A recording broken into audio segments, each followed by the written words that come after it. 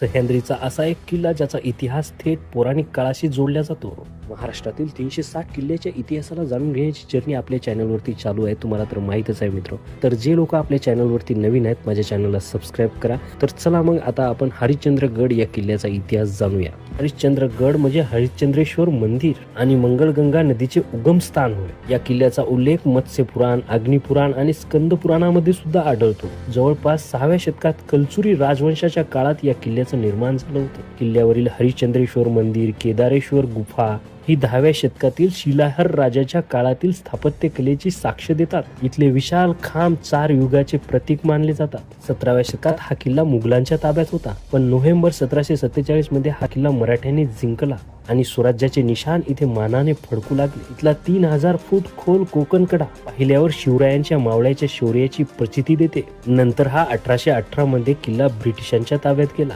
तर अशा प्रकारे या किल्ल्याचा इतिहास मित्र. हा व्हिडिओ तुम्हाला कसा वाटला मला कॉमेंट करून नक्की कळवा आणि व्हिडिओ छान वाटल्यास व्हिडिओला लाईक आणि माझ्या चॅनलला सबस्क्राईब करा. हर हर महादेव.